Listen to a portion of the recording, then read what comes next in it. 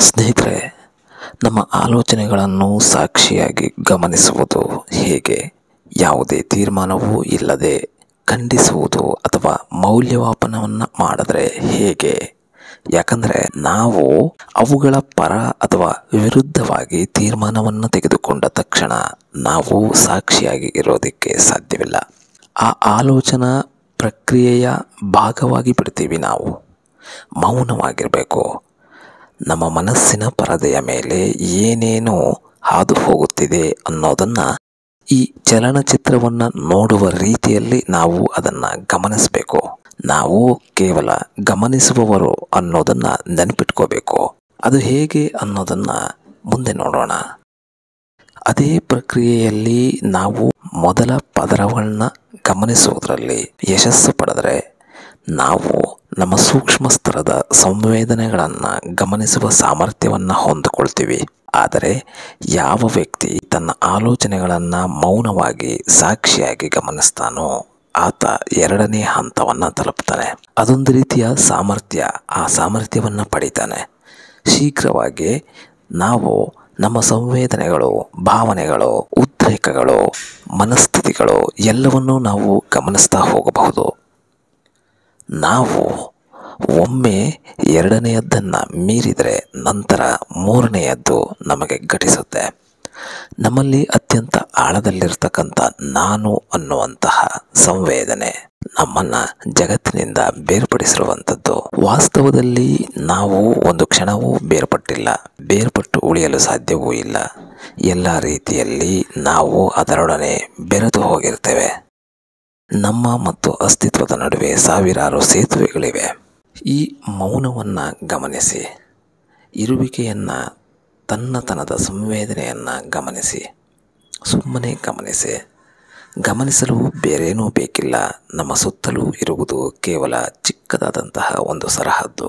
ನಾವು ನಮ್ಮ ಆಲೋಚನೆಗಳನ್ನು ಗಮನಿಸ್ತಾ ಇದ್ದ ಹಾಗೆ ಆಲೋಚನೆಗಳು ಇಲ್ಲವಾಗುತ್ತವೆ. ನಾವು ನಮ್ಮ ಸಂವೇದನೆಗಳನ್ನು ಗಮನಿಸ್ತಾ ಇದ್ದ ಹಾಗೆ ಸಂವೇದನೆಗಳು ಇಲ್ಲವಾಗುತ್ತವೆ. ನಾವು ನಮ್ಮ ಅಸ್ತಿತ್ವವನ್ನು ಗಮನಿಸ್ತಾ ಇದ್ದ ಹಾಗೆ ನಾವು ಅಸ್ತಿತ್ವದಿಂದ ಬೇರೆ ಉಳಿದಿಲ್ಲ ಅನ್ನೋದು ಅರ್ಥ ಆಗುತ್ತೆ. ಕೇವಲ ಸಾಕ್ಷಿ. ಯಾವುದು ಅಂತಿಮ ಸತ್ಯವೋ ಅದು ಮಾತ್ರ ಉಳಿಯುತ್ತೆ. ಅದಕ್ಕೆ ನಮ್ಮಿಂದ ಏನೂ ಆಗಬೇಕಿಲ್ಲ. ಅದು ಸಾರ್ವತ್ರಿಕ. ನಮ್ಮ ಸಾಕ್ಷಿ ಮತ್ತು ನನ್ನ ಸಾಕ್ಷಿ ಬೇರೆ ಬೇರೆ ಅಲ್ಲ. ಎಲ್ಲಿಯೇ ಸಾಕ್ಷಿತ್ವ ಘಟಿಸಲಿ ಅದು ಒಂದೇ ರೀತಿಯ ಸರಹದ್ದು, ಒಂದೇ ತರಹದ್ದು ಆಗಿರುತ್ತೆ. ಅದಕ್ಕೆ ಸ್ಥಳ ಮತ್ತು ಕಾಲದ ಪರಿಮಿತಿ ಇಲ್ಲ. ಅದು ಅಪರಿಮಿತವಾದದ್ದು. ನಾವು ಈ ಬಿಂದುವಿಗೆ ತಲುಪುವುದಕ್ಕೂ ಮುನ್ನ ಇರುವುದೆಲ್ಲವೂ ಆತ್ಮದ ಕಾರ್ಗತ್ತಲು.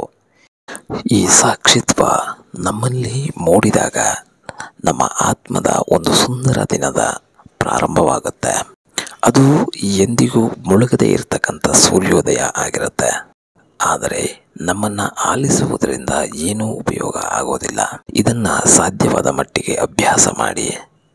ಇದಕ್ಕೆ ಪ್ರತ್ಯೇಕ ಸಮಯದ ಅಗತ್ಯವಿಲ್ಲ. ನೀವು 1 ಗಂಟೆ ಅಥವಾ 20 ನಿಮಿಷಗಳ ಕಾಲ ಕುಳಿತು ಸಾಕ್ಷಿಯಾಗಿ ಗಮನಿಸಬೇಕು. ನಿಮಗೆ ಇನ್ನೂ ಸಮಯವಿದ್ದಲ್ಲಿ ಮೌನವಾಗಿ ಕುಳಿತುಕೊಳ್ಳಿ, ಸಾಕ್ಷಿಯಾಗಿರಿ. ಆದರೆ ಅದರ ಅಗತ್ಯವಿಲ್ಲ. ನೀವು ನಿಮ್ಮ ಕೆಲಸವನ್ನು ಮಾಡುತ್ತಲೇ ಇರಬಹುದು, ಜೊತೆಗೆ ಅದರೊಟ್ಟಿಗೆ ಸಾಕ್ಷಿಯಾಗಿಯೂ ಇರಬಹುದು. ಈ ಎಲ್ಲ ರೀತಿಯ ಪ್ರಕ್ರಿಯೆಗಳು ಇರುವುದು ನಮ್ಮ ಸಾಕ್ಷಿತ್ವವನ್ನು ಹೆಚ್ಚು ಬಲಪಡಿಸಲು. ಆದ್ದರಿಂದ ನಾವು ನಮ್ಮೆಲ್ಲ ವ್ಯಕ್ತಿತ್ವಗಳನ್ನು ಕಳೆದುಕೊಳ್ಳೋದಕ್ಕೆ ಸಾಧ್ಯವಾಗಬಹುದು. ಕೇವಲ ಶಕ್ತಿವಂತ ವ್ಯಕ್ತಿಗೆ ಮಾತ್ರ ತನ್ನೆಲ್ಲ ವ್ಯಕ್ತಿತ್ವಗಳನ್ನು ಕಳೆದುಕೊಳ್ಳೋದಕ್ಕೆ ಸಾಧ್ಯ. ಸಂಪೂರ್ಣ ಮೌನದಿಂದಿರಿ. ಬೆಳಕು ಇದೆ. ಅದು ಎಂದಿಗೂ ಆರಂಭವಾಗದು, ಅದು ಎಂದಿಗೂ ಅಂತ್ಯವೂ ಆಗದು. ಅದು ನಿಮ್ಮದೆಂದು ಹೇಳಲು ಕೇವಲ ನಿಮ್ಮದು. ಈ ನಿಮ್ಮ ಪ್ರಯತ್ನ ಧರ್ಮಗಳು ಹೇಳುತ್ತಾ ಇರುವಷ್ಟು ಕಷ್ಟಕರವಾದದ್ದಲ್ಲ. ಸುಂದರ ಸೂರ್ಯಾಸ್ತವನ್ನು ನೋಡಿ ಅದರಲ್ಲೇ ಕಳೆದು ಹೋಗಬೇಡಿ. ನಿಮ್ಮನ್ನು ನೀವು ಮರೆಯಬೇಡಿ. ನೀವು ಕೇವಲ ಗಮನಿಸುತ್ತಾ ಇರುವವರು ಅನ್ನೋದನ್ನು ನೆನಪಿಟ್ಟುಕೊಳ್ಳಿ. ನೀವೇನು ಮಾಡ್ತಾ ಇದ್ದೀರಾ ಅನ್ನೋದು ಯಾರಿಗೂ ಸಹ ತಿಳಿಯದ ಹಾಗೆ ದಿನದ 24 ಗಂಟೆಯೂ ಇದನ್ನು ಸಾಗಿಸಬಹುದು. ಇಡೀ ಜಗತ್ತು ತಿಳಿದುಕೊಳ್ಳಬೇಕಾಗಿರುವುದು ಕೇವಲ ಧರ್ಮವಷ್ಟೇ ಅಲ್ಲ, ಅದು ನಿಮ್ಮೊಳಗೆ ಮಾಡಬೇಕಿರುವ ಏನೋ ಒಂದು ಕ್ರಿಯೆ ಕೂಡ ಆಗಿದೆ ಅನ್ನೋದನ್ನು ನೆನಪಿಡಿ. ಈ ಕ್ಷಣದಿಂದಲೇ ಅದನ್ನು ಆರಂಭಿಸಿ. ಈ ಅತೀವ ಮೌನ ಸಾವಿರಾರು ಜನ, ಆದರೆ ಇಲ್ಲಿ ಯಾರೊಬ್ಬರೂ ಸಹ ಇರದೇ ಇರುವ ಹಾಗೆ ಕೇವಲ ಸಾಕ್ಷಿಯಾಗಿರಿ. ದೂರದಲ್ಲಿ ಅಲ್ಲೆಲ್ಲೋ ವಿಮಾನದ ಸದ್ದು, ನೀವು ಮಾತ್ರ ಸಾಕ್ಷಿಯಾಗಿರಿ. ತಿನ್ನುತ್ತಾ ಇರುವುದು, ಸ್ನಾನ ಮಾಡ್ತಾ ಇರೋದು, ತೋಟದಲ್ಲಿ ಕೆಲಸ, ಆಫೀಸ್ಗಳಲ್ಲಿ ಕೆಲಸ, ಹೀಗೆ ನೀವು ಏನನ್ನೇ ಮಾಡ್ತಾ ಇರಿ, ನೀವು ಅದನ್ನೇ ಅಭ್ಯಾಸ ಮಾಡುತ್ತಾ ಹೋಗಿ. ಏನು ಮಾಡ್ತಾ ಇದ್ದೀರಿ ಅನ್ನೋದು ಲೆಕ್ಕ ಅಲ್ಲ. ನಿಮ್ಮ ಸಾಕ್ಷಿತ್ವ ಯಾವಾಗಲೂ ನಿಮ್ಮ ಉಪಸ್ಥಿತಿಯಲ್ಲೇ ಇದೆ ಅನ್ನೋದು ಮುಖ್ಯ. ಪ್ರಾರಂಭದಲ್ಲಿ ನಾವು ಅನೇಕ ಸಲ ಮರೆತು ಹೋಗ್ತೇವೆ. ಯಾಕಂದರೆ ಜನ್ಮಾಂತರಗಳಿಂದಲೂ ನಾವು ಎಂದೂ ಸಾಕ್ಷಿ ಆಗಿಲ್ಲ, ನಾವು ಮಾಡುವವರಾಗಿದ್ದೇವೆ. ಹೀಗಾಗಿ ಅದೊಂದು ಹಳೆಯ ಹವ್ಯಾಸ. ಈ ಹಳೆಯ ಹವ್ಯಾಸಗಳು ತೊಲಗುವುದು ಬಲು ಕಷ್ಟ, ಆದರೆ ಅವು ನಿಶ್ಚಯವಾಗಿ ಸಾಯುತ್ತವೆ.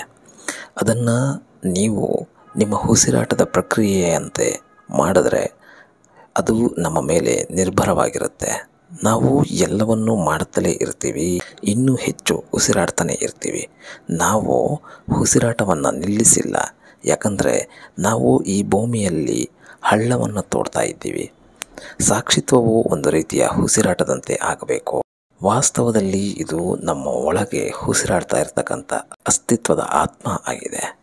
ನಾವು ಅಸ್ತಿತ್ವಕ್ಕೆ ಸೇರಿದವರು ಅನ್ನೋದನ್ನು ನೆನಪಿಟ್ಕೋಬೇಕು.